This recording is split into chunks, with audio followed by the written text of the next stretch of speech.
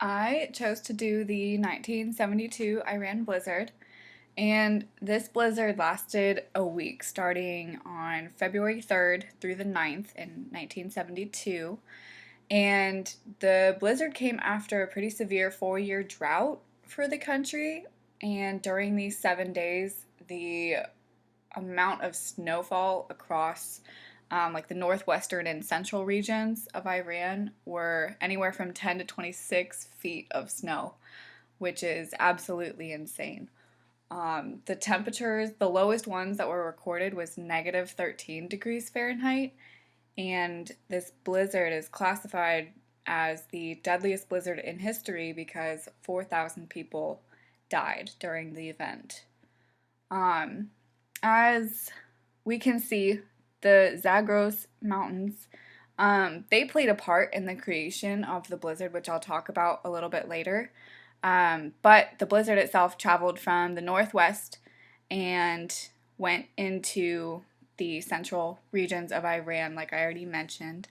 It wiped 200 villages off of the map and completely buried some villages. And there was one village of the Sheklab village had 100 inhabitants, and most people stayed inside during the blizzard, which is good. But then when 26 feet of snow falls on your house, or gathers up on your house, it just collapses, and that's how these villages were wiped off the map.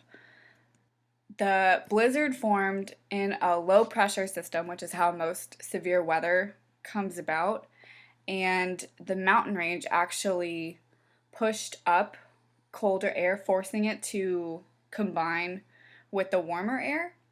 And with the warmer air, there's more moisture in it, so that allows the storm to become more severe because storms need moisture to kind of continue to form and get stronger and all of that.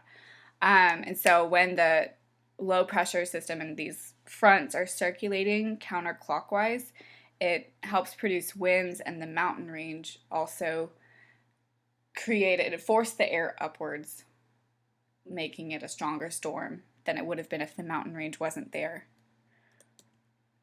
And conditions for a blizzard, the blizzard is like a snowstorm on steroids, basically.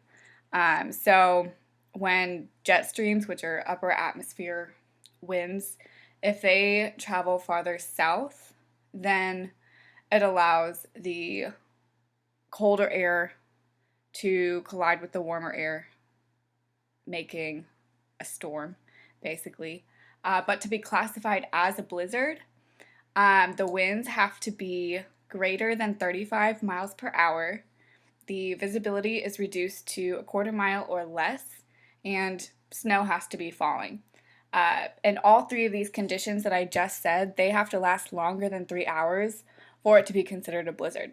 If they don't last 3 hours, then it's technically a snowstorm. The aftermath of this blizzard, as I mentioned before, was that it was the deadliest blizzard in history. Villages were they were obliterated, and the snowfall, it buried people within their homes, or if people ventured out, then they likely were not prepared for the snow to be as bad as it was. And rescue teams, they did come out at one point, but they had to leave because the snow started to fall again during that week. And that's it.